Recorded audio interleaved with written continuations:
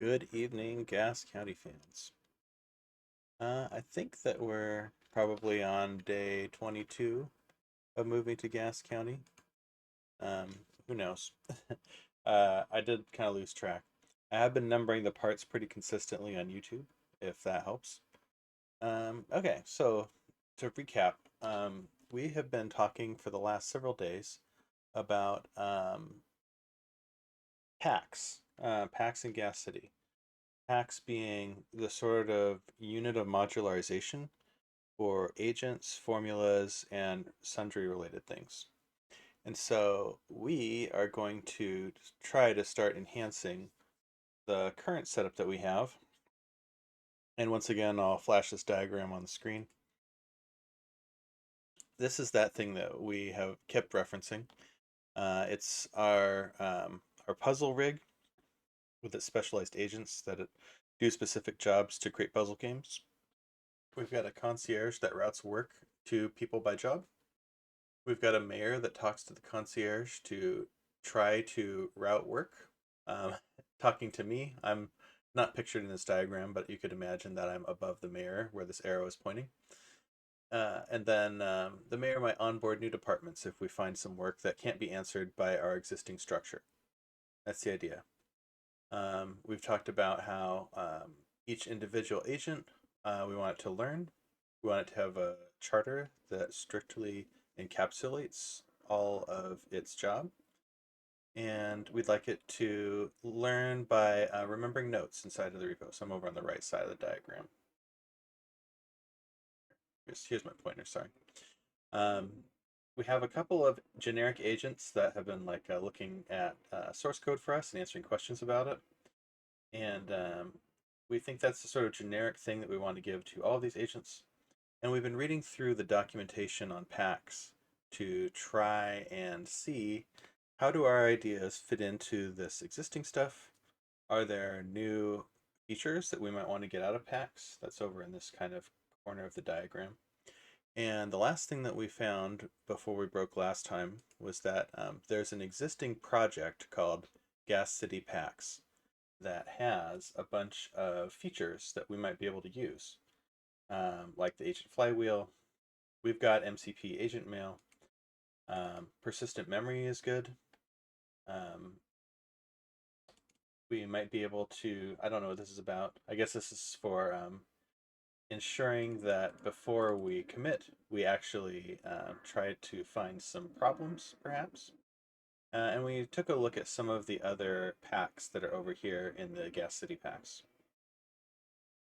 And so, as I mentioned too, there's this one that's sort of misnomer named.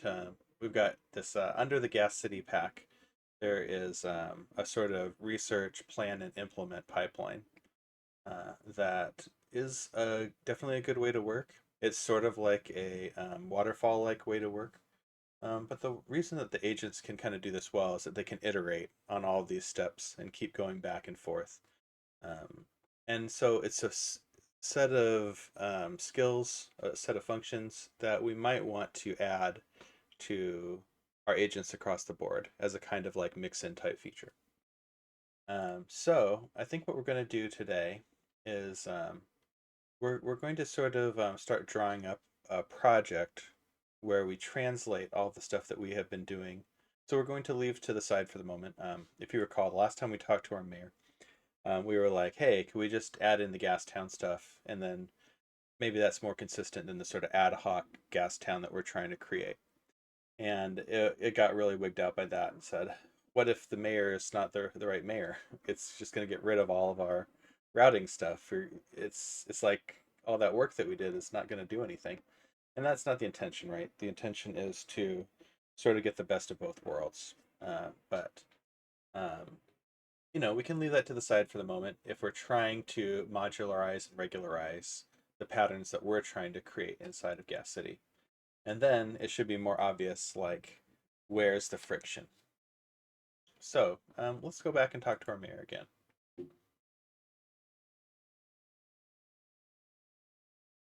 Okay, so we're trying to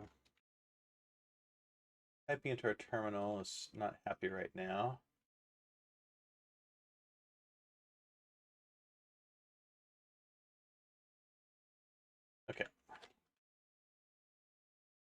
I still don't know why I can't type into my terminal. Can I type into this?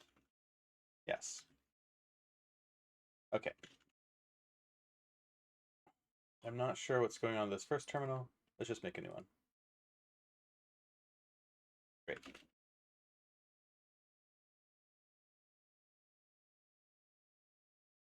And I don't know if we're going to get a new mayor session or if it's going to be the one that we've been talking to this whole time. Ideally, it'll, we'll be back to exactly where we were. But that was like several days ago.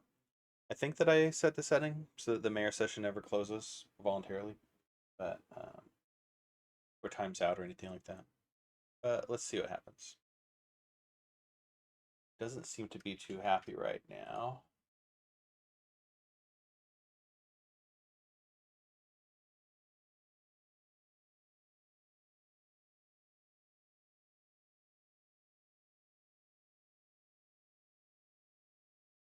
Okay, we've got our two rigs, we can see.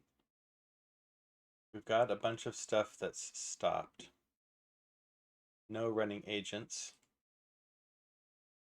Okay, it says it's attaching to the session. I don't know if it's like implicit that if I ask for the mayor session that it's gonna come up okay.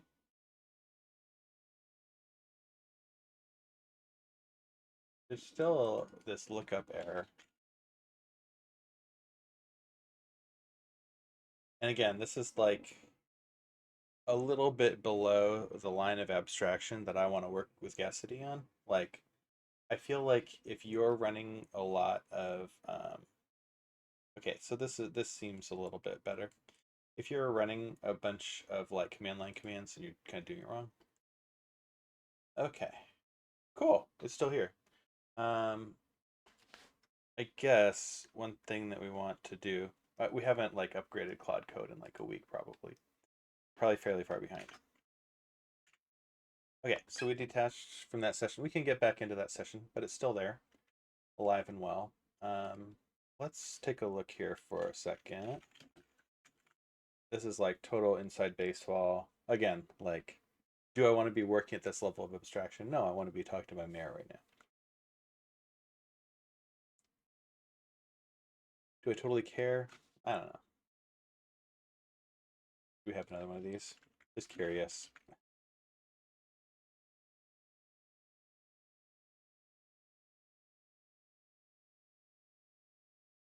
So we're at 21140 right now. Opus 4.7. Didn't 4.8 drop recently? I guess. Yeah. Oop. That. There we go. Much better. 2.1.140.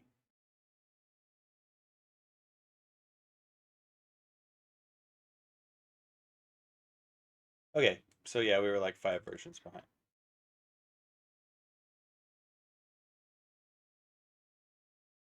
I don't know how much context we have in the mayor session. And this won't, I don't think, we have to bounce the mayor session before we get this um, new version anyway. But,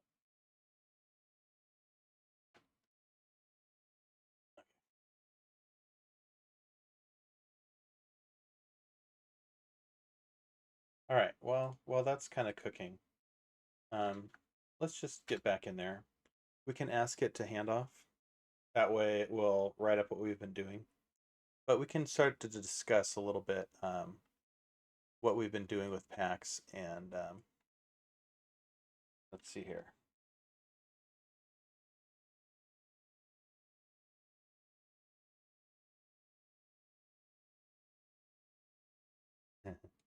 uh, let's update that stream title. Packing problems. Very funny. Um, okay. Yeah, our download is just about done. It'll install for a minute and be fine.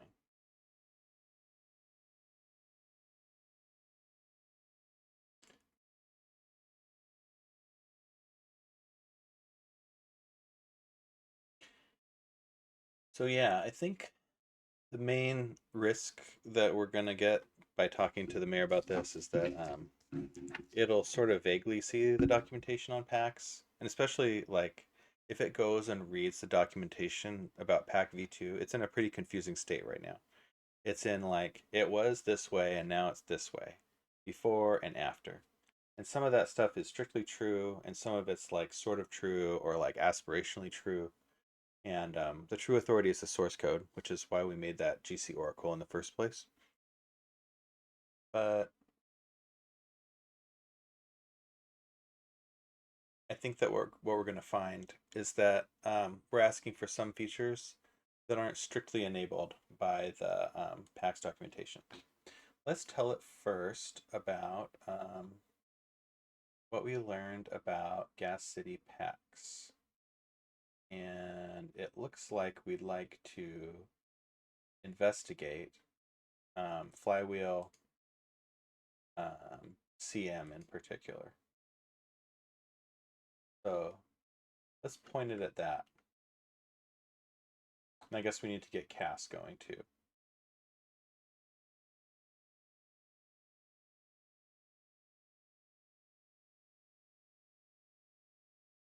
Okay. Searching past coding agent sessions. That's good. Is CAS coding agent session search? Yes, it is. Sure enough. And then CM, it means that we're going to have more. Yeah. CAS memory is wired to a certain local server on port 8766. Let's see if that's included in the README for.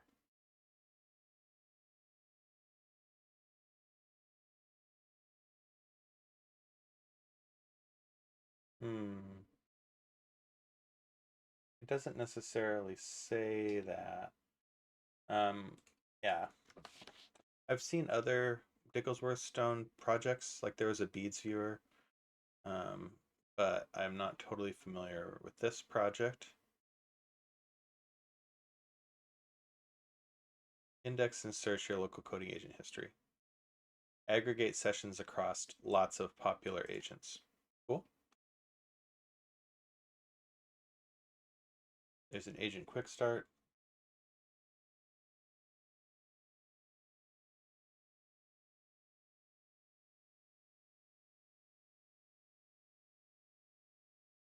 Nice. Okay.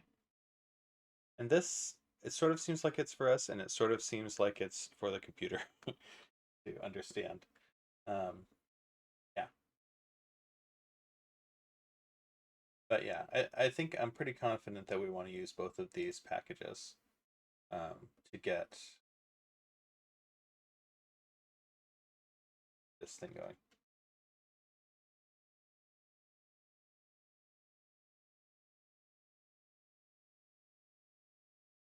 I found some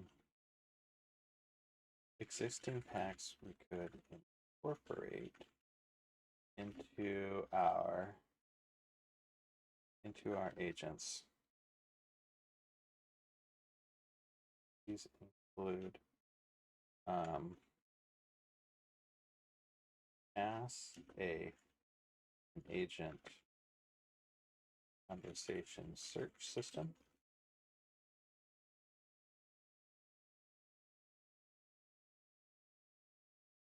and Flywheel CM, a memory system. I'm thinking it would be useful to include CM as a way for our agents to store their notes and reflect on lessons learned to add to their notes for our departments. Keep using the jargon term that we invented.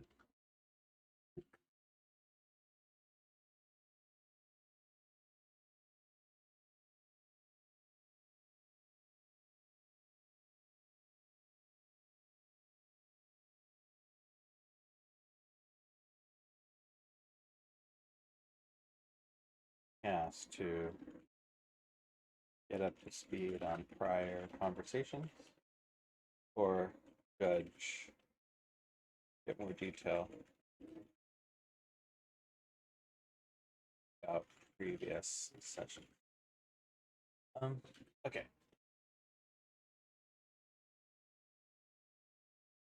The paths are, I think I copied one already, didn't I?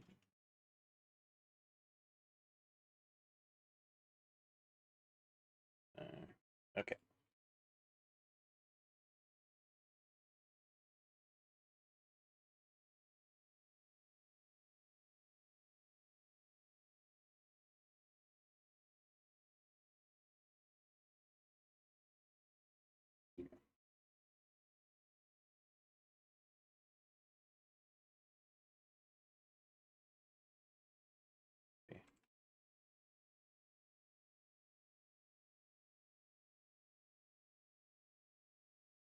If you read the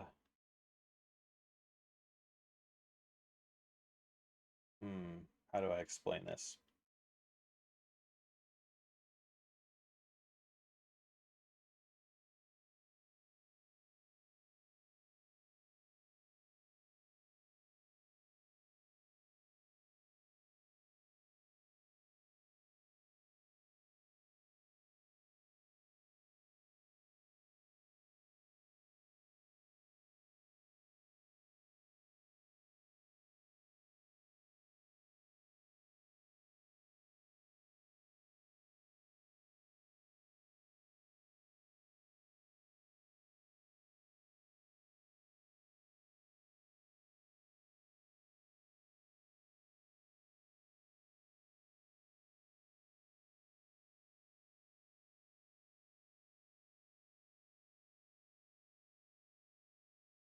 A typical layout.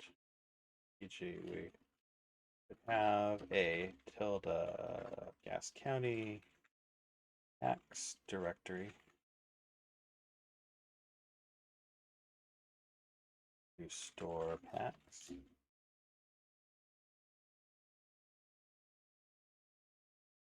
I want to expose it to some of the documentation um, for packs that's inside of Gas City, but I don't want it to get the whole kit and caboodle. It's just going to be slower than slightly rewriting this URL. Okay, help a brother out. There we go.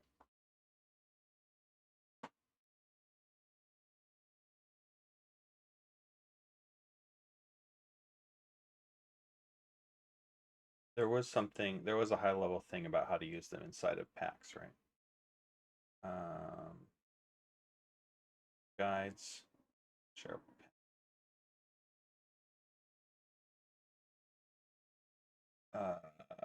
Imports,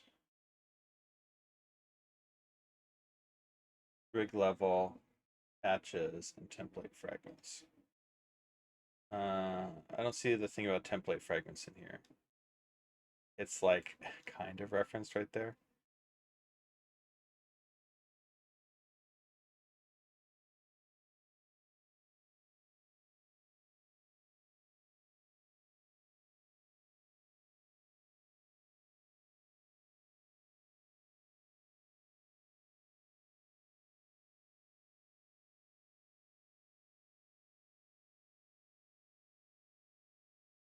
Just to incorporate pieces from other packs into our agents. We also want to start thinking about how to implement our agents in terms of reusable packs. For instance, if we had a pack of puzzle agents, we might use that as a rig-specific import. Some of the cross-cutting aspects we want, like oracle, like acting as an oracle, and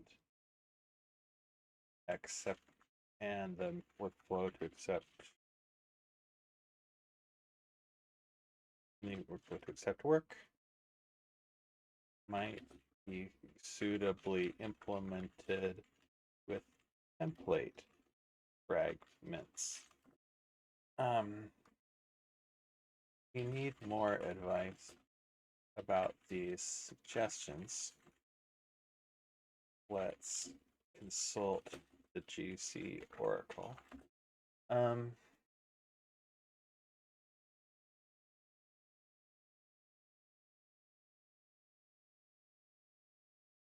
Might be.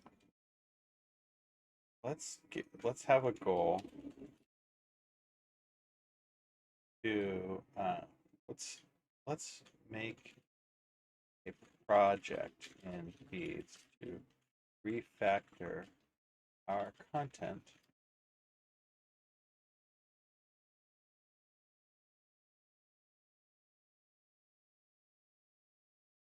concierge itself might be our concierge department system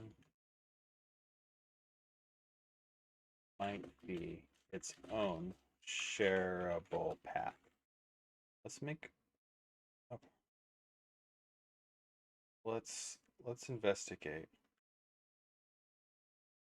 this and potentially make a project in Beads to refactor our content along these lines.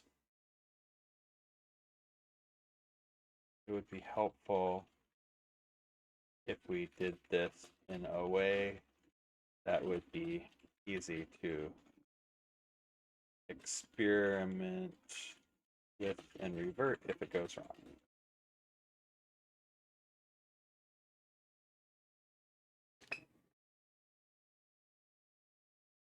I didn't check how much context the conversation is currently at. It's probably okay, but not great. All right. While it's thinking, um, I think the World Puzzle Grand Prix is right around the corner. Let me put in a quick plug here.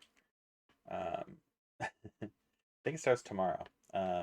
It's like an open window, and when you start and receive the puzzles, you have 90 minutes to do whatever you can with that. What is the World Puzzle Grand Prix?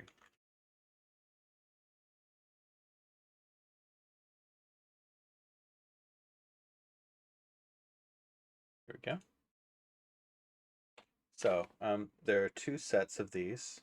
There's Sudoku specific, and you can see that they just ran around between just last week, the 15th through the 20th.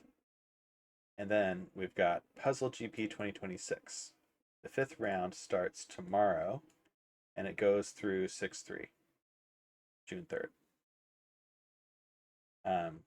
I guess, yeah. So we've only got only 4 short hours away. It'll be ready. So how does this work? Yeah, I guess the puzzles are going to get released shortly. There are instructions for solving, and there are lists of competition puzzles. Um, you get 90 minutes from lifting the password to solve the puzzles. And then basically each one of the puzzles is going to have a sort of simplified way to. Okay, interesting.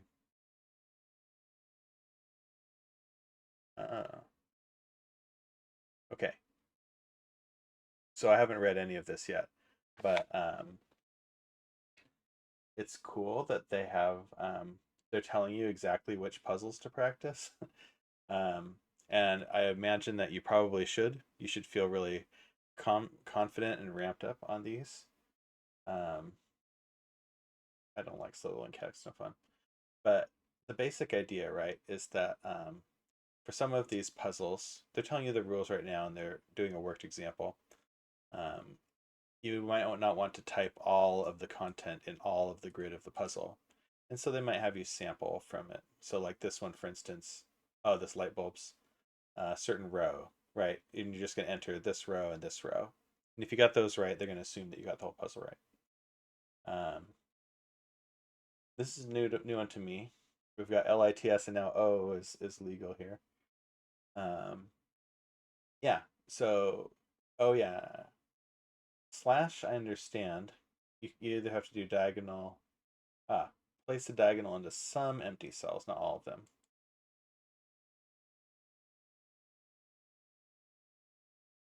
Each region can contain at least most one symbol.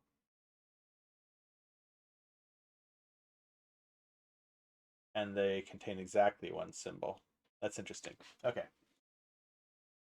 Um, yeah, that one's new to me. Um, this one's new to me too. Exactly two in each row, column, and region. That's fun. It's sort of Sudoku-like. Um,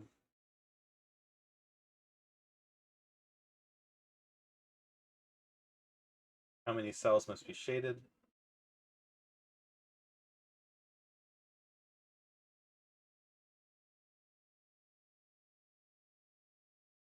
It's sort of crossword-like. All of the all of the regions have rotational symmetry. Okay. Anyway, lots of fun here. And so, right here are all of the puzzle rules. And ideally, you'd be able to go and find, yeah, here's Slitherlink, but with hexagons instead of squares. And you'd be able to go and practice and do a bunch of these, and feel like, oh yeah, I'm confident. I've practiced all of these puzzle types. I'll be able to solve these really quickly because there are 30 problems in 90 minutes, and so you get about 3 minutes per puzzle, which doesn't feel like a lot.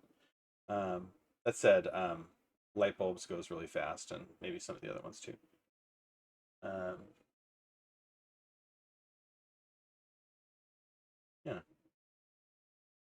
sure, we can download this, put it into our paint program, and have some fun at some point. All right, our mayor's back. Probably finished like a couple minutes ago. All right. Okay. Yeah, significant mail buildup, right?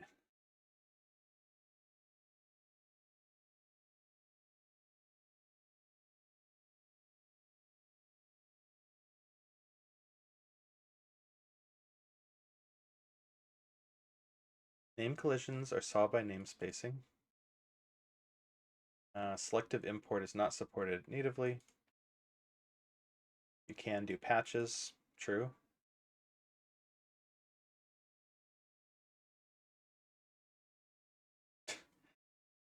We could point Flywheel's storage at our Notester, or we could put our Notester into Flywheel. Come on.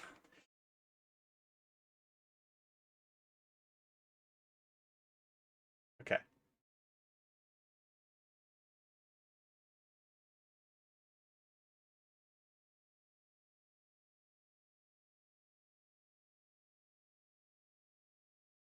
Okay. Cool. So yeah, get the city into a Git repo. I agree with that.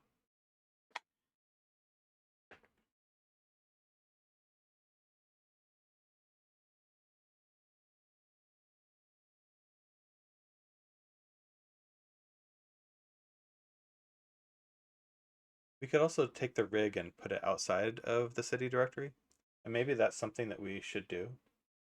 Um,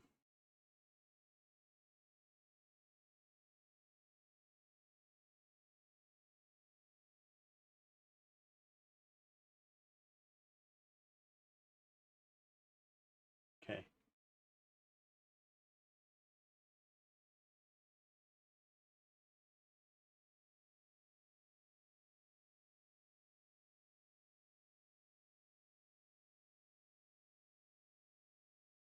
Mm, I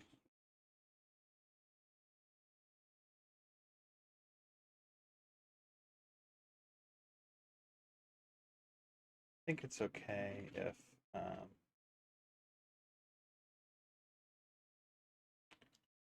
we get our Um, I think I can. I think I can answer. I think I can answer the refactoring question. Not a lot of people. We're not going to find a lot of examples in the gas city tree itself. That is the SDK out of which Tudor or other cities are made. I don't think we have a bunch of public cities to look at. One other thing occurred to me.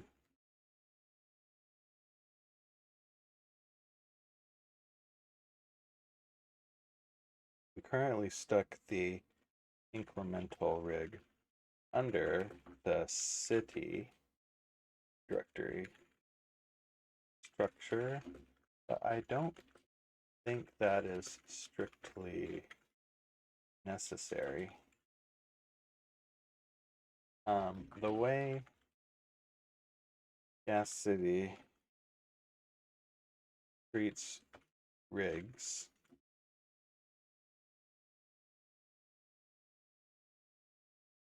there is supposed to we might just be able to treat it as orthogonal.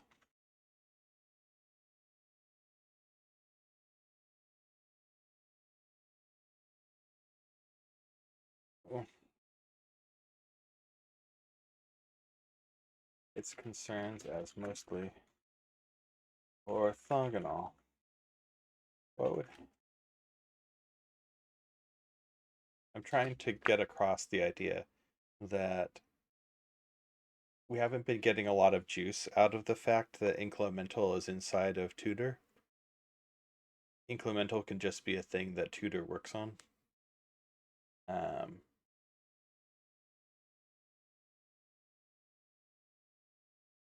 Treat rig level concerns separately from city level concerns and develop independently. What do you think about that? Question mark.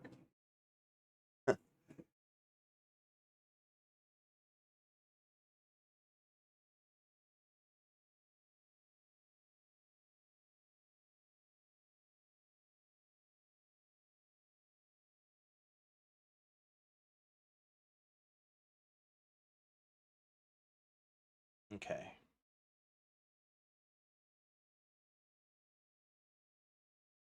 Oh, right. I keep forgetting, because this is a horrible icon, that this is what Krita looks like. All right. Let's save and quit. We can remember that we were on Chacona. I guess maybe I'll leave that there so that it's sort of like a placeholder in the Yanko puzzles that we were looking through. I guess I could just look at the directory too.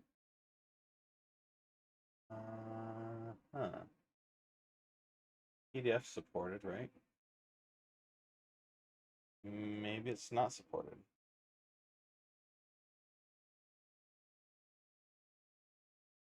We had to do something to convert PDF to images, right?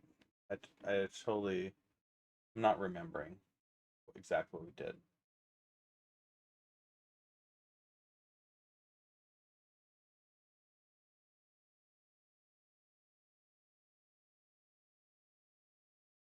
Maybe we just ran it through some PDF to PNG.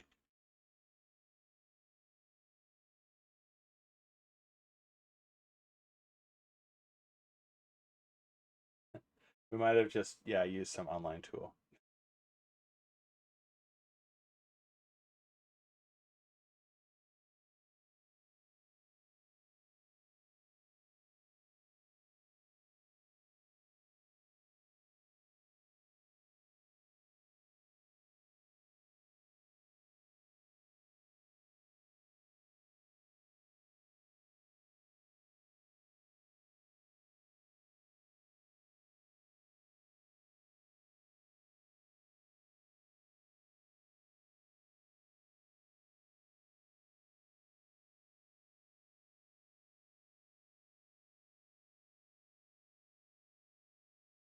still thinking. Is this what we did? PDF to PNG.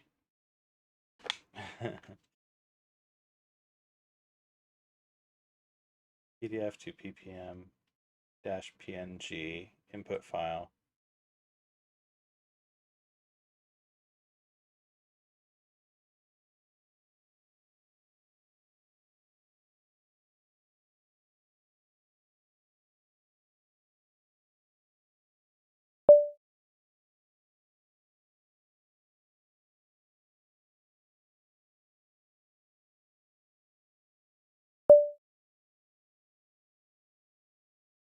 Which it's the I already forgot what the name is of the there it is, 2026 to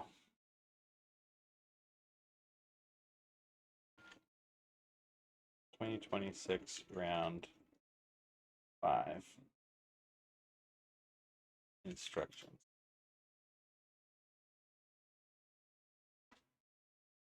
Okay, so hopefully that did it.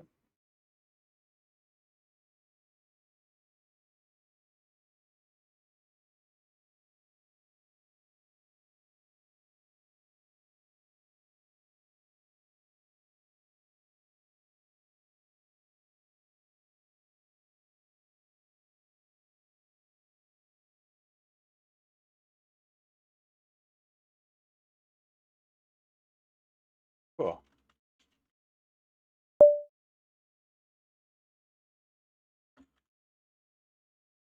All right.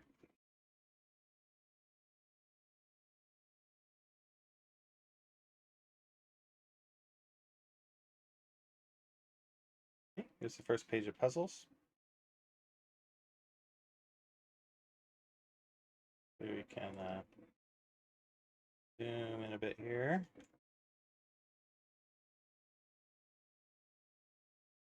Scroll appropriately. Don't really want to be looking at the answers. We need to read the rules though. Numbers 1 to 9.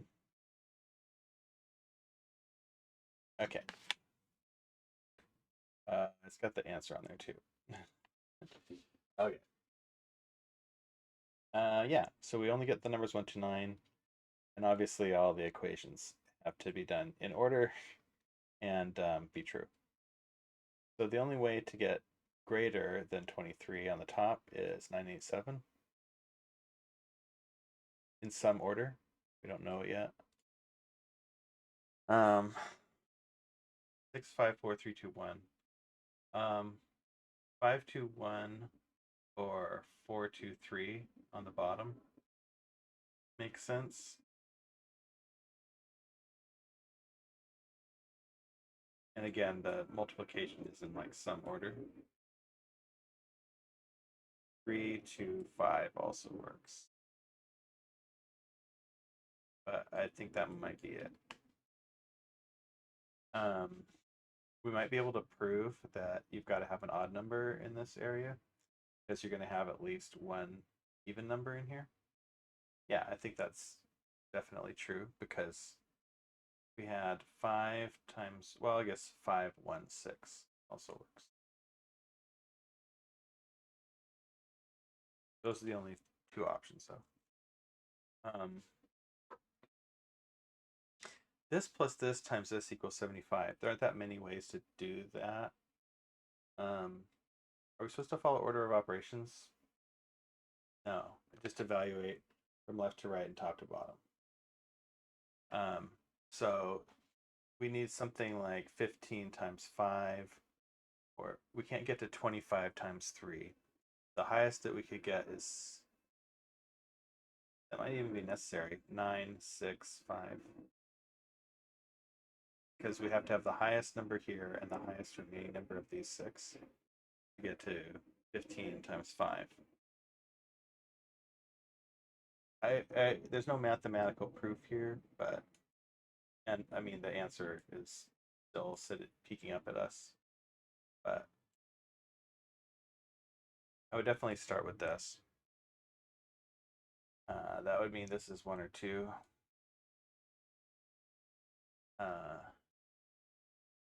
6 times something divided by, well, to get 6 to be 8, we have to get out the 3, right? Because 6 is 2 times 3, and there's no 3's left in 8.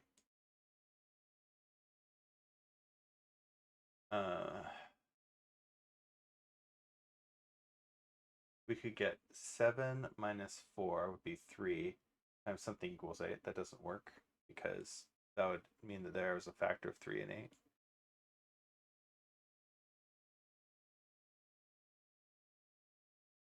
4 times 2. Yeah.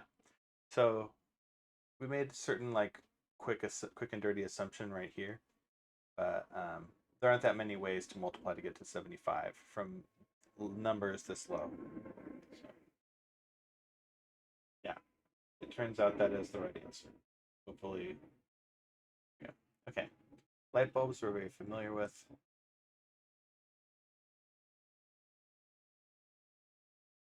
Got 4 lights here, here, here.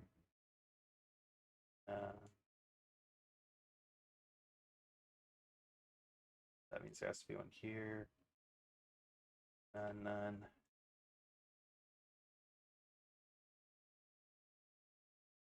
None. Can't be here, of course. Not here, and not here. That means that these two have to be ones.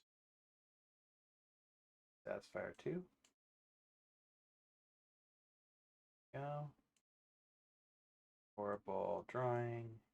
Right here. It's interesting. We might be able to solve the puzzle without finishing the puzzle. Is that true? Probably not. It looks like we're gonna need this last. Oh, I mean there it is. So you can see we didn't quite finish, but we're done. And so it'd be no, yes, no, yes, no, no, no, and then it's yes, no, no, no, yes, no. Let's check our answer.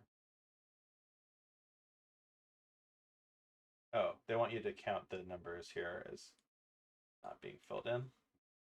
So that would mean yes, no. There's 2 extra no nos. Okay. 1, 2, 3, 4, 5. Yeah. Okay. Yep. So we know lanterns. No big deal. All right. Let's try next page. Well, let's check in our mayor first.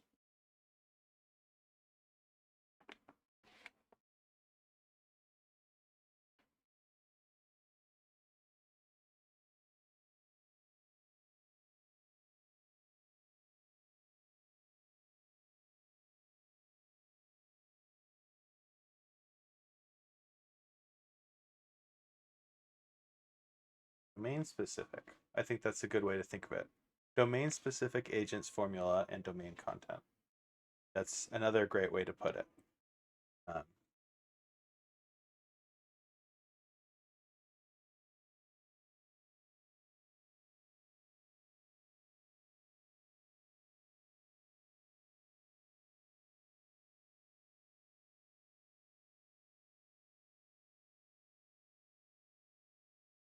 hmm.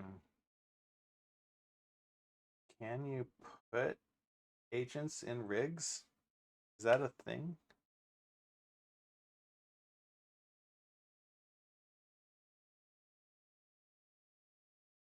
I guess the thing that I'm confused about a little bit is that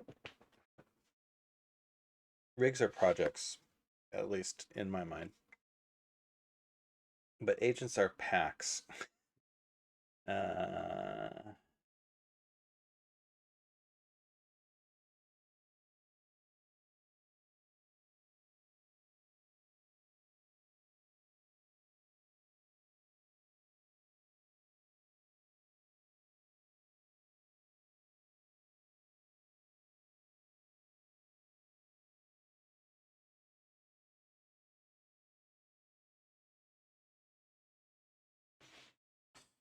um, let's refine one detail. And maybe I am the old computer chugging for some reason. Don't know why.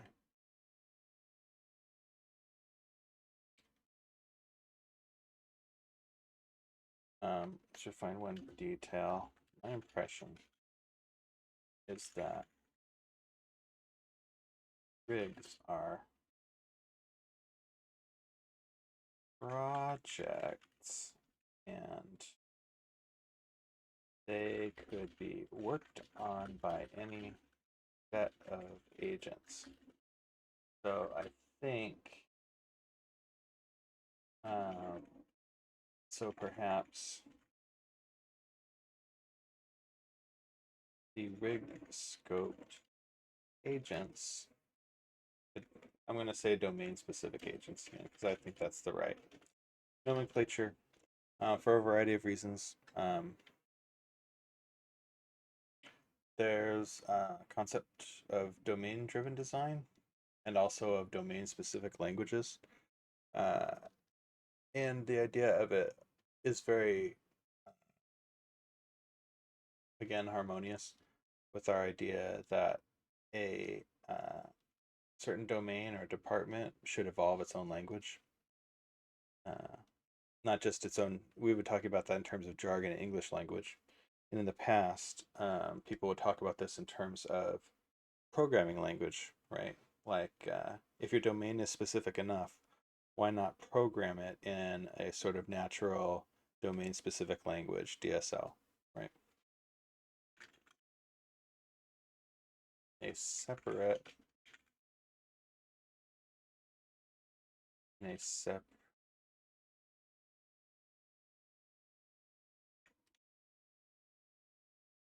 a separate directory, or we could take the stance that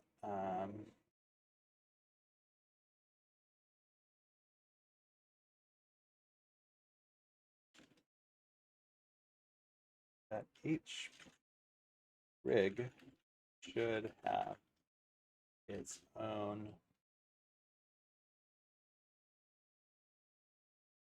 rig specific agent path, some canonical location. Today, that's not a convention in Gas City, but it might make sense for what we are doing.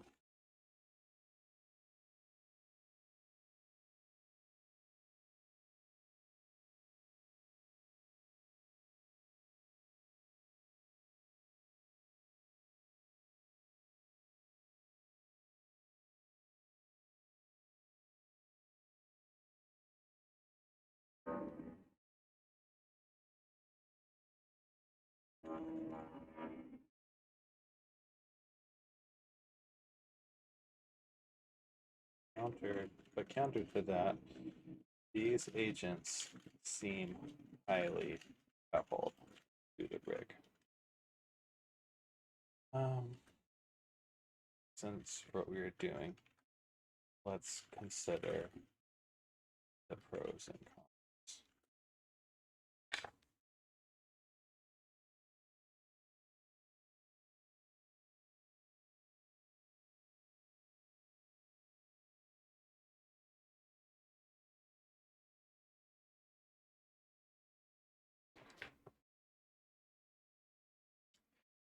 I think the refinement that is difficult to get to is that we want to use the pack system, but we don't necessarily want to publish the rig specific packs into the shareable pack repository.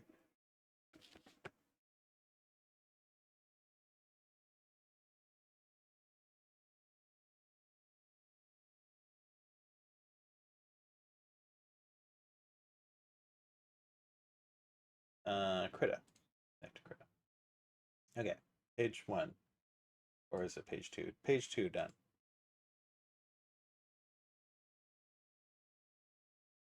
That is it. Yeah, I really don't know why everything's chugging tonight.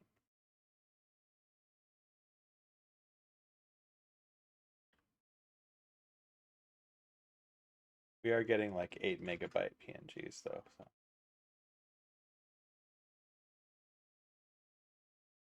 All right. Yeah, this time let's try not to look at the answer while we're looking at the um, rules. Okay. Shade some cells into polyomino shapes. And we know that they're like LITS and O. Shapes don't overlap. Shapes can be rotated or reflected. If an edge is marked with a bar, then two shapes touch along that edge. If it's not marked with a bar, then they don't touch along that edge. But both adjacent cells could be occupied by the same shape. There's not a border between them, right? A shared border. If a shape appears multiple times in the given set, it must appear the same number of times in the grid. Okay, so we're going to have a number of shapes to place into the grid, and if there's multiple copies of that shape, then we need to have the same number of copies in our solution. And don't mark cells with a cross. Enter the letter for the shape that belongs to. Unshaded is X, okay? All right, so let's not look at the answer. Don't look, don't look, don't look. Okay. So we're seeing some borders here. And so for instance, like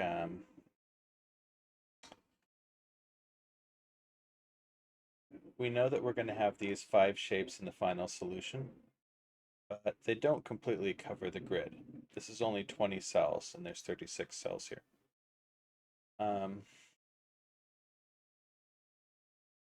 We know that if there's a border, then there's going to be a cell on both sides, right? Like a line on both sides.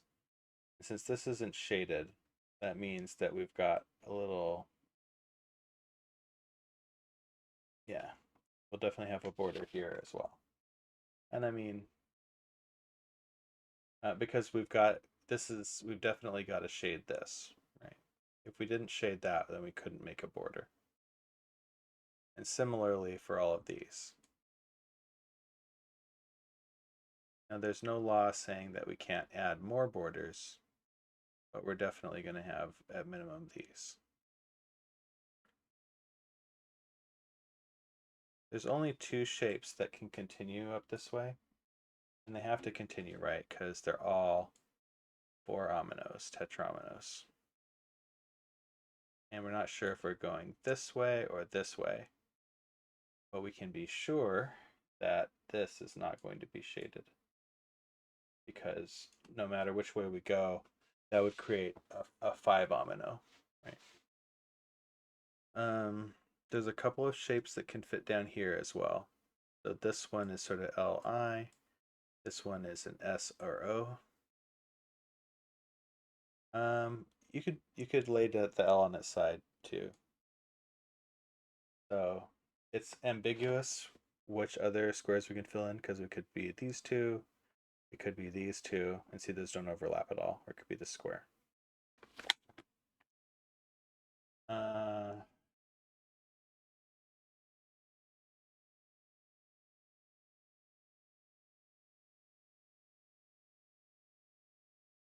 hmm. Well, I guess if there's a border here, then there has to be another shape up here as well. And again, there's no law that says they can't like hug each other for multiple cells, just like is done right here.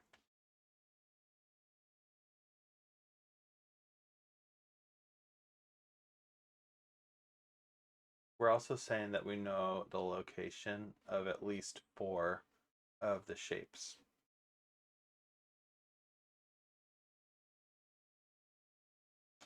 We know that this one and this one can't be the O. Any of the other ones would be possible.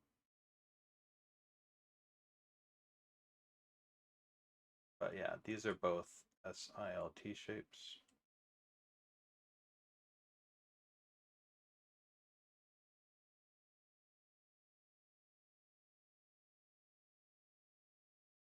I don't think that there are any other.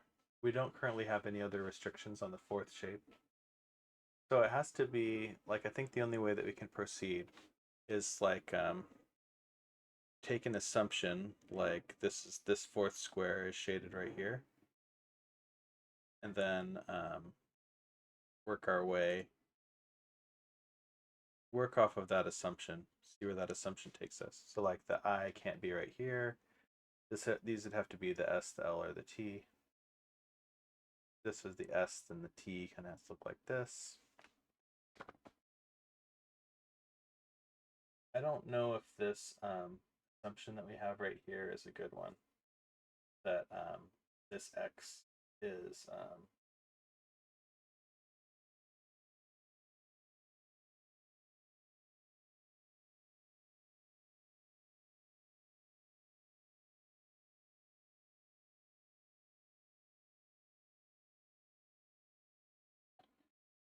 because we're making shapes that are way bigger than 5 ominoes.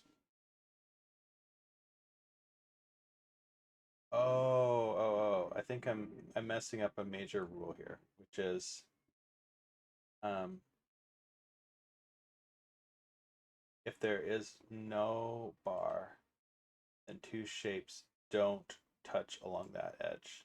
This is the main problem, right? Uh, so actually, this is right because there's no bar. There aren't two shapes touching along this edge. Right? So this is actually a correct X, I think. Um, yeah, there aren't two shapes touching along this edge either. So if one of them goes this way, the other one has to stop right here. There's no, and the same, there are no two shapes touching along this edge. Um, okay, that throws the puzzle into a different light, right? Like, we definitely can't have this be the I, because if it were, there'd be no way for this bottom shape to expand. Um, it would expand, and there wouldn't be a bar separating the two shapes. So it can't be I.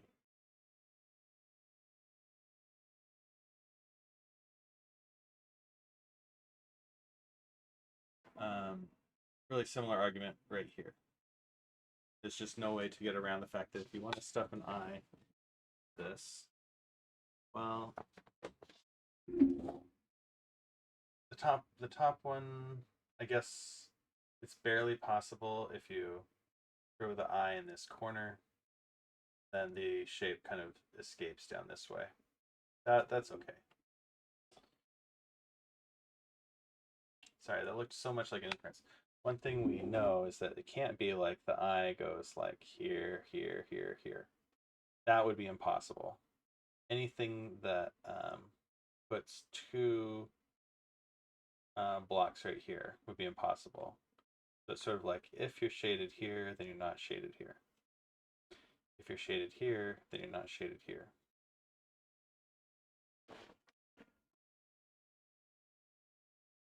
Okay, I think I'm starting to see how we're going to. There have to be two on this side, on each side of this bar. So this is our first polyomino. So the L's been kind of eliminated.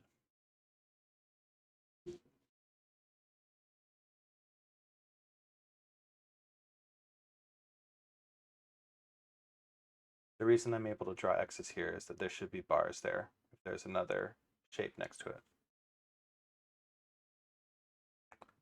So this can't be L anymore. And it actually can't be the S, it doesn't fit. So it has to be the O. It can't be the L because we've already got an L.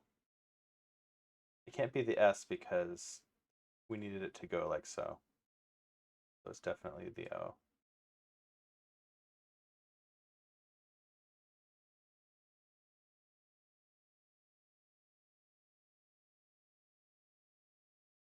What we're also doing now is kind of eliminating pieces. So we only have really the T, I, and S to play with. S is actually problematic to put in here you can if you could squeeze it in here, but there's no way to get it out without going past the second shape, and there's no border there. So this top one definitely can't be the S. It can't be the L. It has to be the I or the T.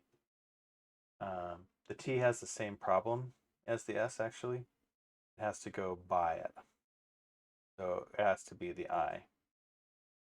We mentioned that if this is colored in over here, it has to be the I.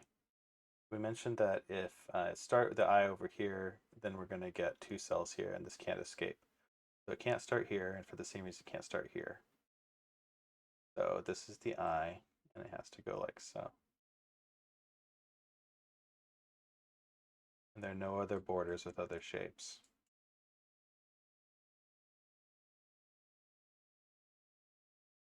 This, we've got two shapes left. We've got a T and an S. Now, the weird problem with T and S is that we're trying to make it so they don't touch each other, and that's a little hard to do. A little hard. I think that just eyeballing it, the only way to do it is like this. If we did the S right, then there's like a 2x3 area to fit the T into, but we wouldn't be able to use these two. So there's actually only a square area. So this has got to be the T. X these out. There's only one place left to put the S. There you go. Final answer. Okay. So this one would be XXXTTT LLXXXS. I think let's find out what the solution is. XXXTTT LLXXXS. Yep. And sure enough, yep, that's what they got. Cool. I think we understand that puzzle too.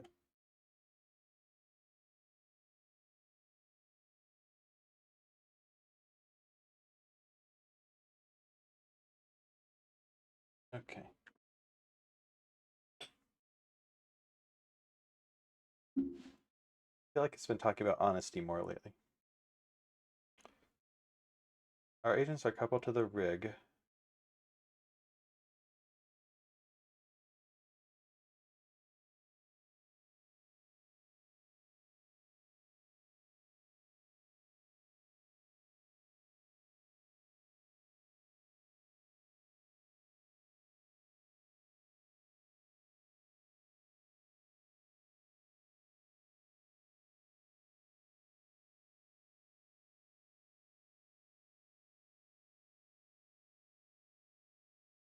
Let's go through these pros.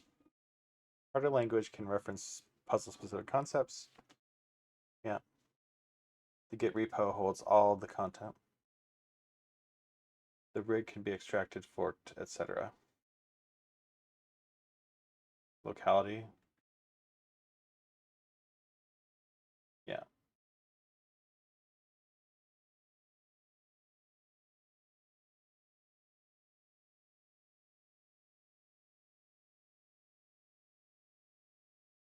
Yes.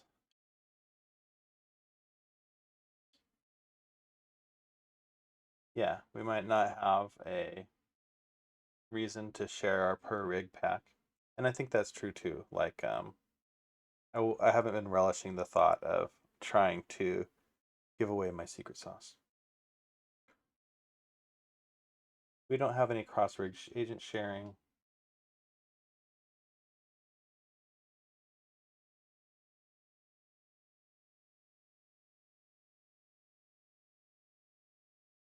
Mayor and concierge are cross cutting.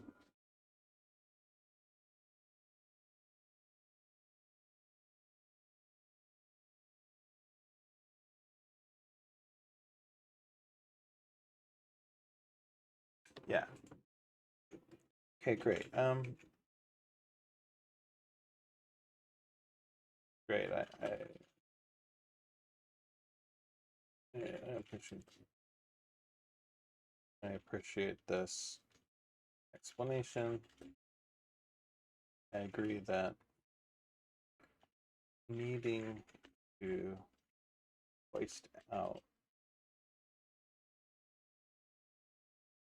I estimate the risk that we will need to make a generic refactor of our puzzle specific agents to make them shareable pack is low.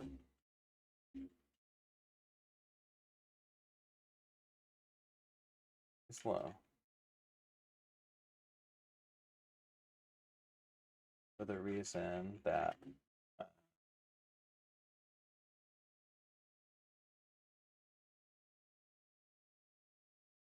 it would be proprietary and perhaps not of general interest.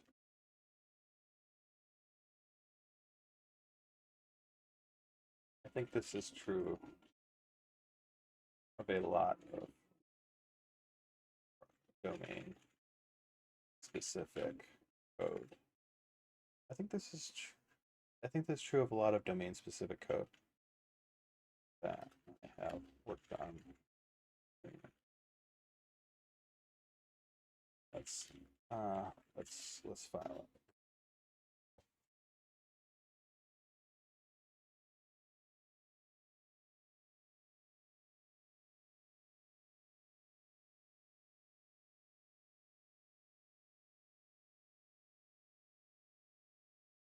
Alrighty. Cool. Slash pack. This diagonal line into some. Are we overloading our poor system? I didn't even think about it.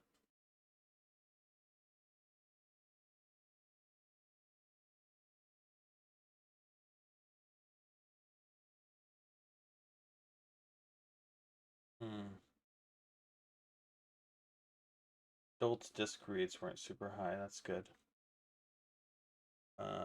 Oh, we are getting like a gig per second of disk reads on this box. But why? Where?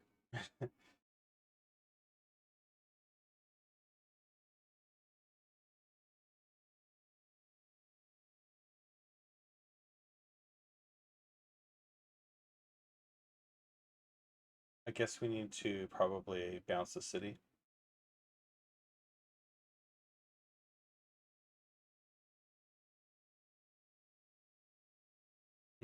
It seems to be calming down a little bit. Hard to tell.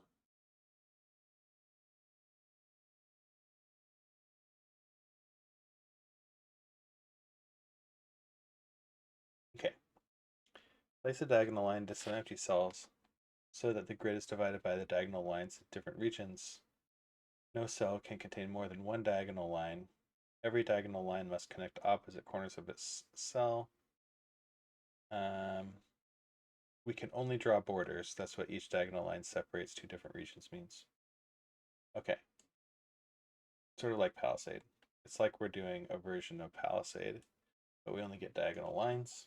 And we've got to, instead of ensuring the count of number of cells in our region, okay. We have to be sure that we're separating out. We can tell from this A, B, A, B, A, B. We're going to have three regions exactly. And each region is going to have an A and a B. I'm going to sneeze just a second. Hopefully.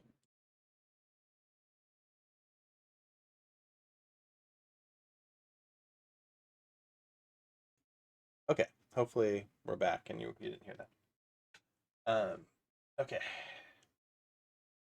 One thing that we can do right away with this is if we drew the diagonal line from here to here, then, well, okay, let's put it this way. If this were blank, then we'd have a region that had two B's in it, so it can't be blank. And if we drew it from here to here, then we'd have a sort of connection between these two. So we're forced to draw it this way. Very similar argument, we're forced to draw this way. Um, we need to be able to separate out this B from this B. So that means there's going to be some kind of border that, well, let's put it this way. There's only three directions that this border can continue.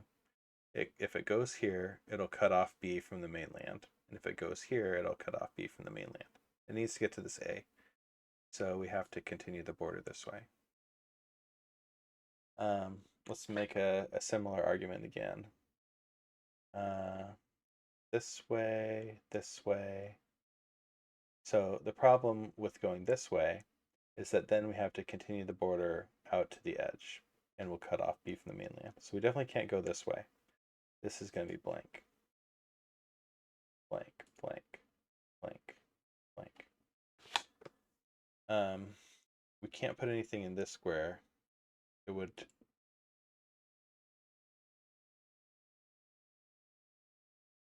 It's possible, maybe, that we definitely can't do this one. Can we do this one? I don't think so. I mean, I don't think that makes sense. I think we're forced to consider going kind of this way. And I mean, just by visual inspection, like we this was not like I didn't logic this out, but I saw that this worked.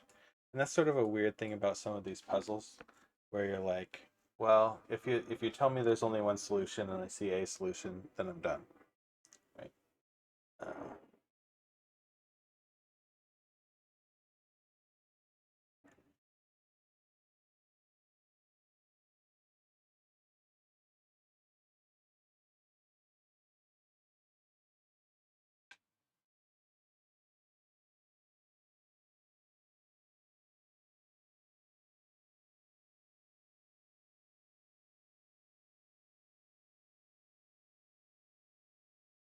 hmm.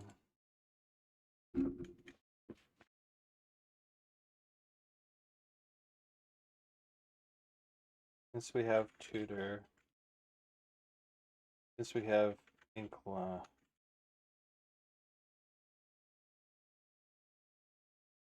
under the city route,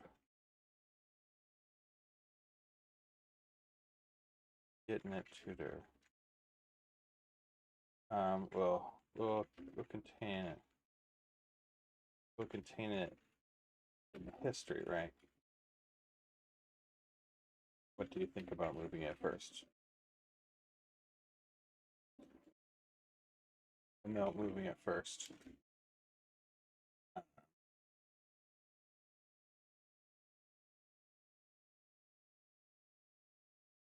What do you think about moving it first? And we can start the city code.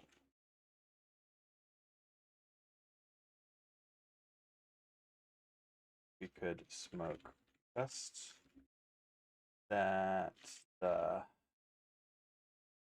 that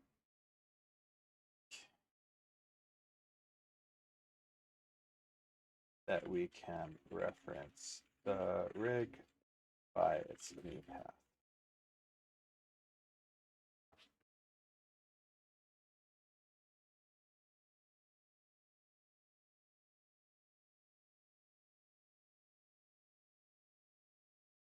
To be clear, I don't think there's any risk that we're ever going to want to share a tutor either. By the time we get like the concierge and departments and stuff into a shareable pack, it's going to be factored into its own project. And that's the only project that we'd really want to share. We could also potentially like upload that to the Gas City, packs repository.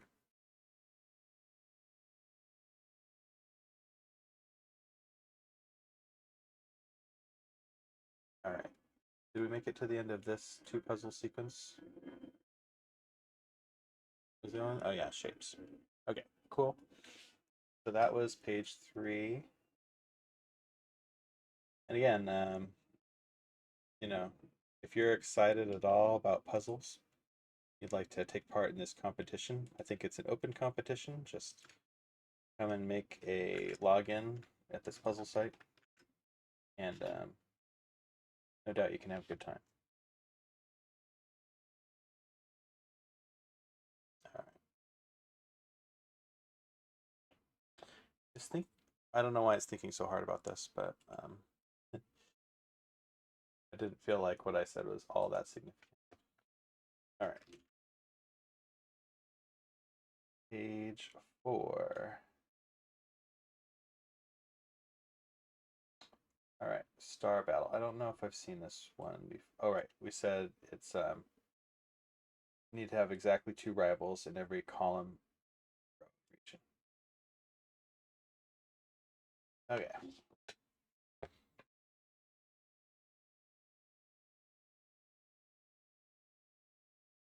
So I think the typical way to get started with this, cells with stars can't touch each other along an edge or a corner.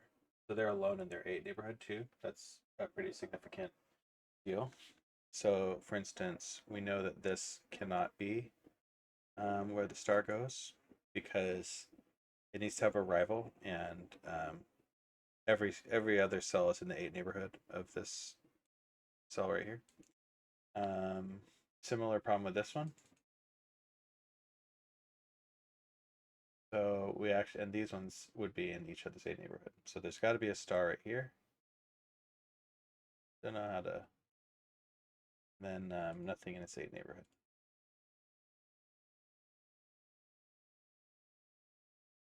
Okay. Yeah.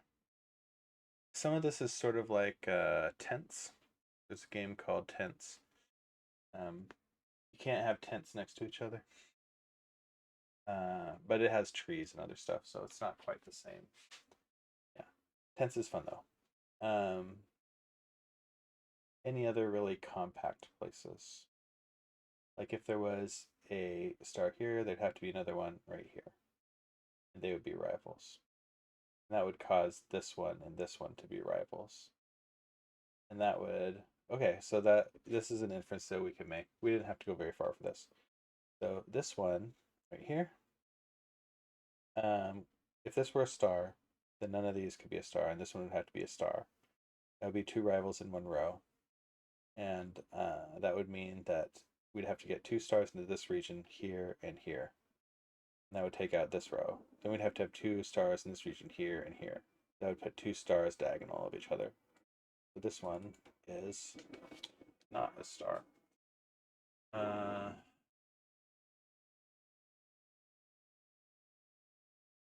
don't think we get the same juice out of like a star here. Would have to be here. But beyond that, we can't infer a whole lot.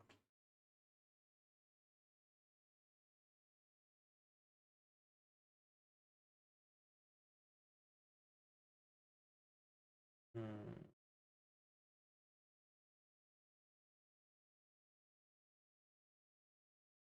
This is another small region right here. We had a star right here. You have to have the second star right here.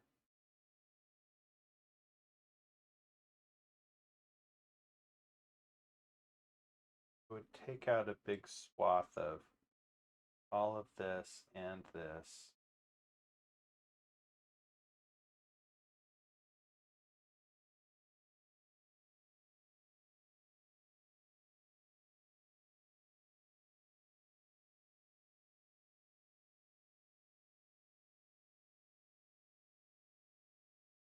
Let's think about that didn't quite, it was interesting, but it didn't quite take me to an inference. Let's think about this one right here. We put one right here, or right here. This is where I was thinking. Right here, we caused the same problem that we had before. Got to get 2 stars along this line, taking out this one, 2 stars here and there. So there can't be a star right here.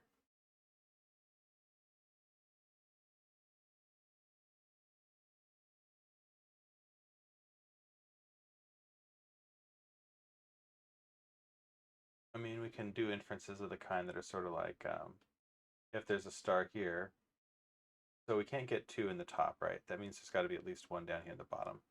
So if we place a star here, then we've got to put 1 here in the bottom. There'd be another one over here. And similarly, if we go over here, there's got to be this one in the bottom. This one's going to be up here. That's an interesting one. Let's, we're going to follow that hypothesis a little bit. Well, once we get a chance. All right. Slow.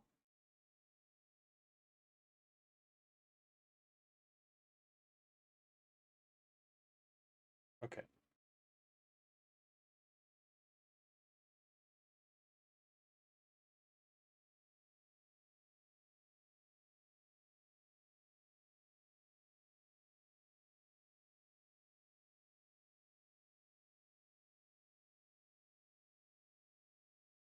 Oh.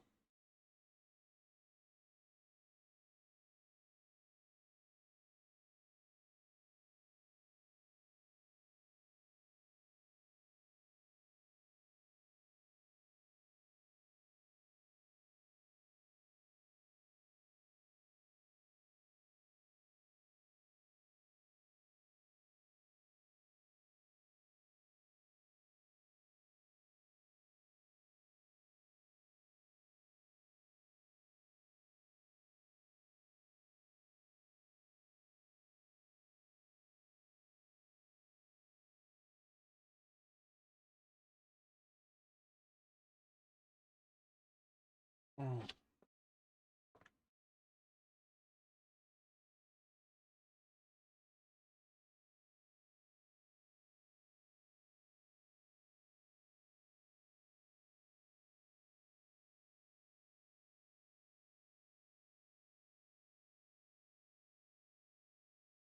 Mhm.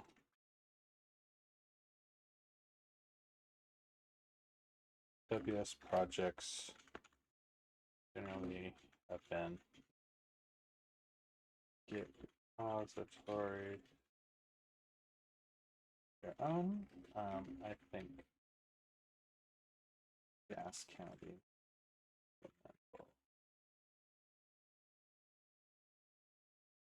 of their own, often publicly shared project.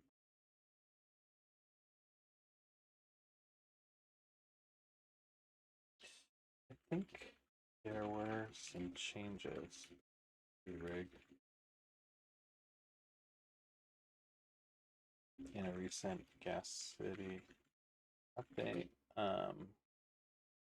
I forget exactly how we migrated it, but it was like a GC register or something like that.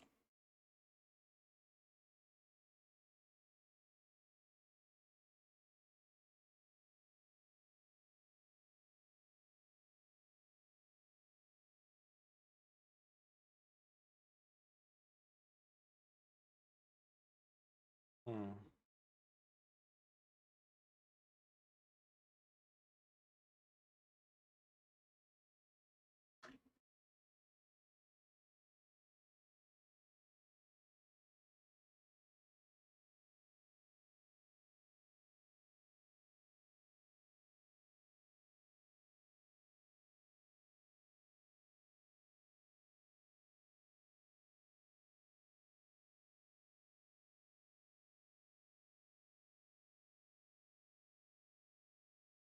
Just say it to GC rig list.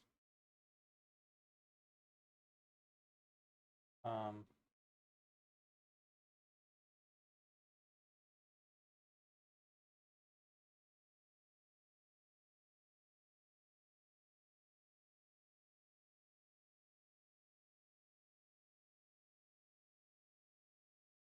uh,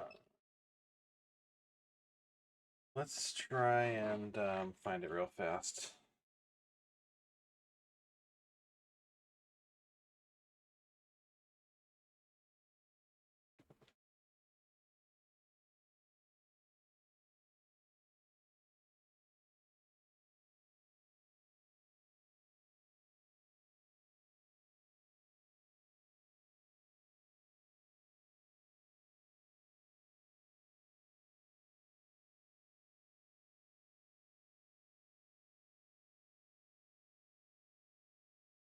in the .gc site toml? I don't actually remember.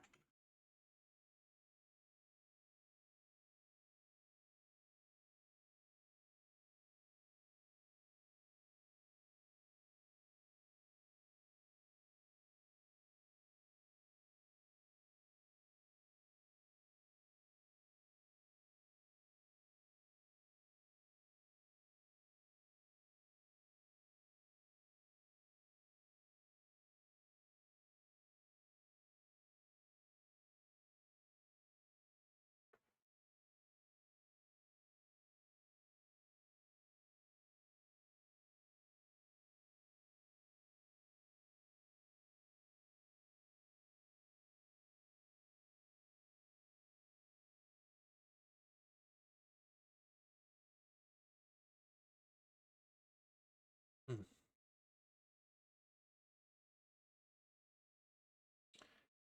I don't know. I hope this is learning. I hope it doesn't feel too slow, too difficult.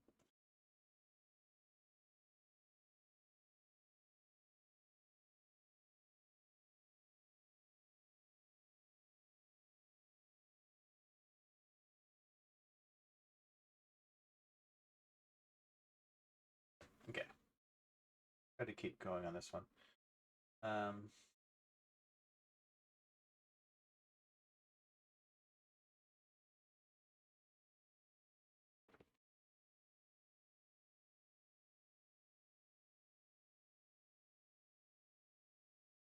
there's another sort of observation we can sometimes make that has to do with we can tell that there's going to be a couple of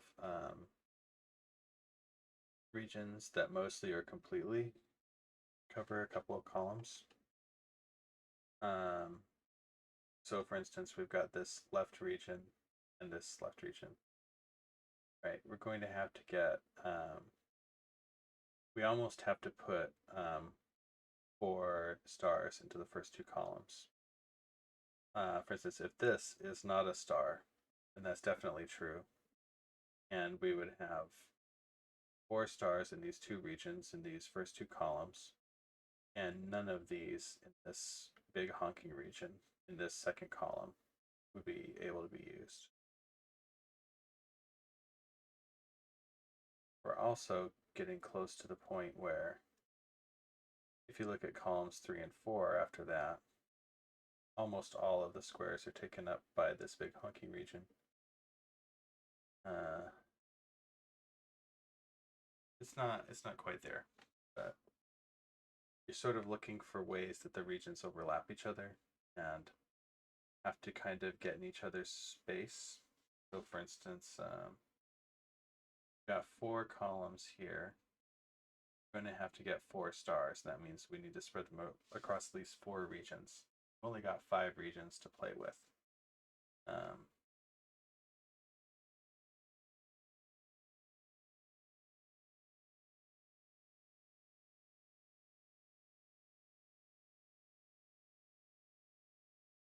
That means 2, certainly in all 3 of these. And then can't really do 2 in each of these. So we'll have to do 1 in this one. The reason we can't do 2 in either of these ones is that if you put a star in any of these, then it blocks out the other 2 cells of that star. So there's got to be 1 here and 1 here. These 2. That's actually really good information, I think. All right, let's do that. Separate that world. You can see if we put 1 on the border on either side, then we're going to have to knock out, say if we had this a star, we'd have to take this one. That would take us to here and here. Here. Yeah, we're sort of looking for things that cause cascading consequences like that. Oh, Well, now that we know that we have these two, look at the columns 4 and 5. We definitely know we can have at most one here. Got to get one here. That's 3. So in these final two things, we can have at most.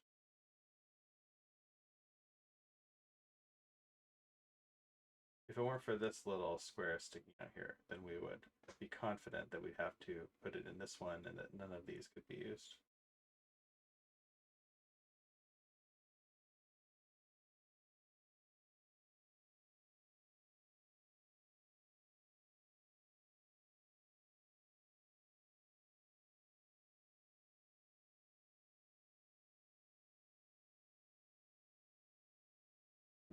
If one of these two is a star, to get this, well, it can't be this one. This one's actually eliminated because this one would take out these two. We'd have to put one here. Take out these two. Put one here. That's too many. That's 3 in the same column. The reason we have to put those in there is because we know we need to get 2 out of each of these. So this won't be a star.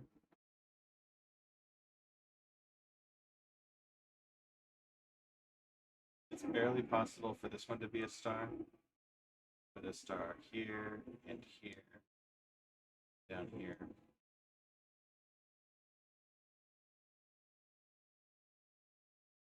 Still have to account for 2 of these. Oh, but if they were here and here, that's kind of interesting.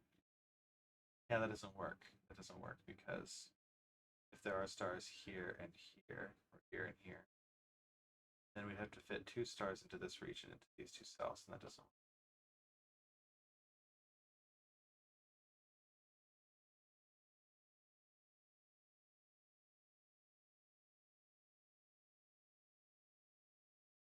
Now we've only got 3 cells left to do column 6. We need to get 2 stars into those 3 cells. So this doesn't work.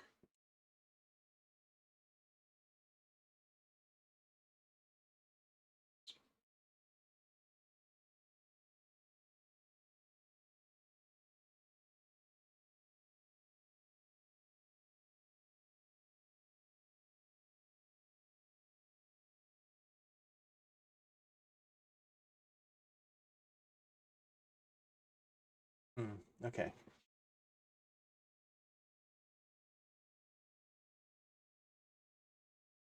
I don't think we really need those incremental sessions. They're not doing anything right now, or they're overtaken by events.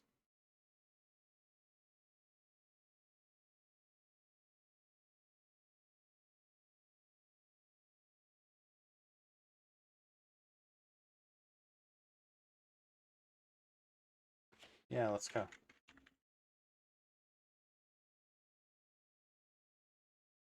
Sure, let's begin.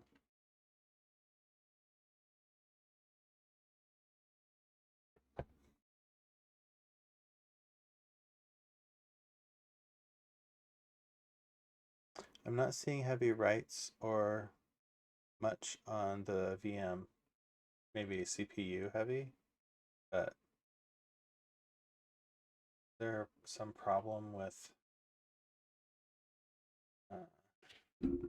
Firefox, I wonder.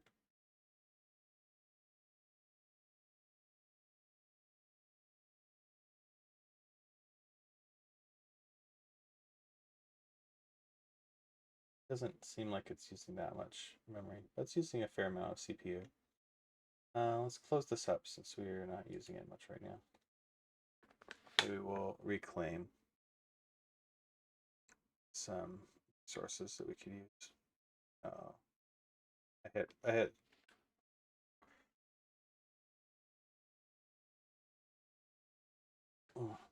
hit mouse wheel in the terminal. Bad idea.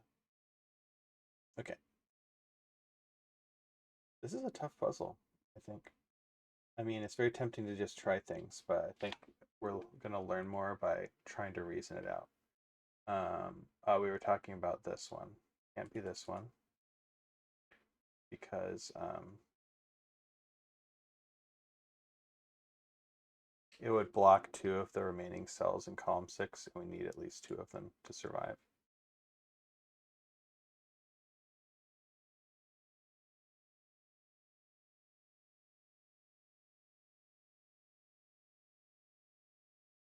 Okay, it got drawn there.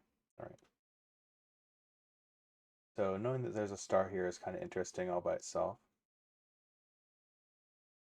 But, it doesn't totally take us there. Knowing that at least one of these has to be filled in means that this can't be a star.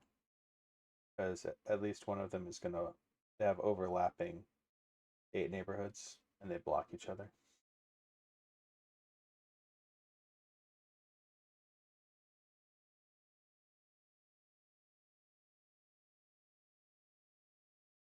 Hmm.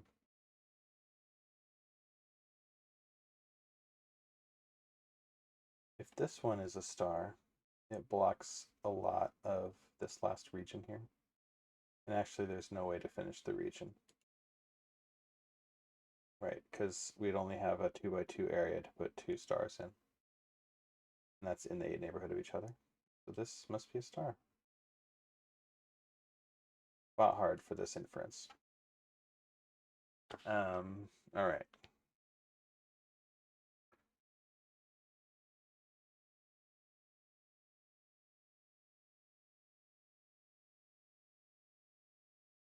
If this one is a star, then we have to go up here.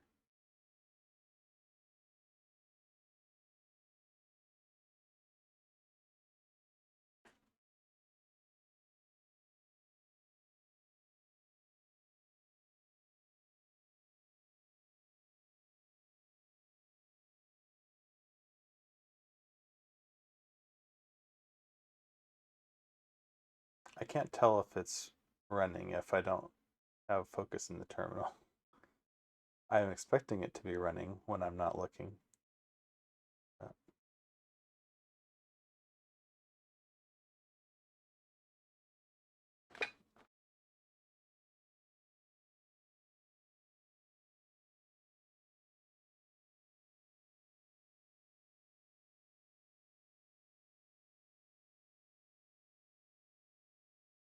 okay.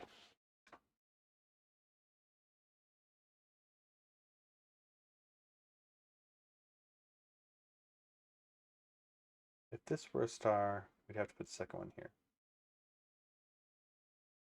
I think we walked through this before, but I don't know if it adds any force or not. Now that we've learned a bit more about the puzzle, we would know that we have to put 2 in these 3 cells plus this one.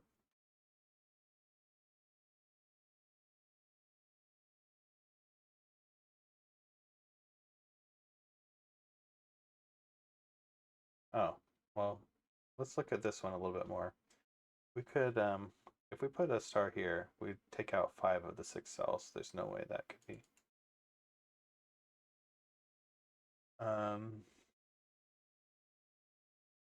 Similarly, right here,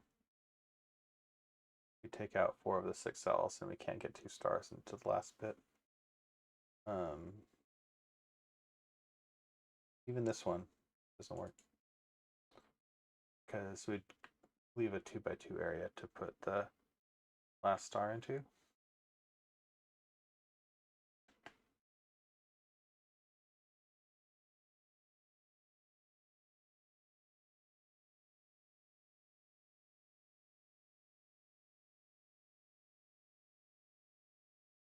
Similar arguments here.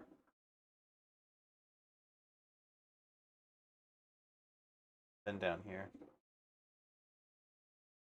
Just not leaving enough room. And right here.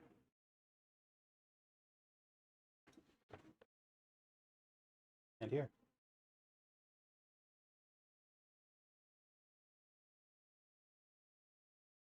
Hmm. It's not quite true here, but it's really close. If you put a star here, then you have to go down here.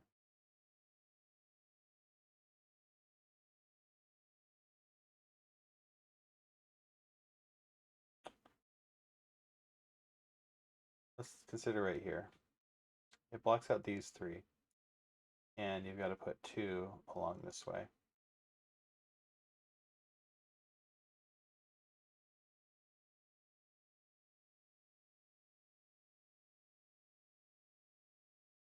That would block out this column. There's two more this way. Well, I think we're probably at a good stopping point. I'd like to solve the puzzle just as much as you, but getting a little extra late, and we're not seeing Claude, our mayor, finishing up anytime soon. So, I guess we'll stop, I guess, right about here. We'll freeze frame it, and we'll see how far it got tomorrow. Well, if you've been here, thanks for hanging on, and I really think that we're on the road to refactoring our city appropriately, getting really good separation of concerns, and then starting to lean on the community to augment our current setup, and maybe we'll end up with a product that we can share back up. So I hope you all sleep well. Have a good night.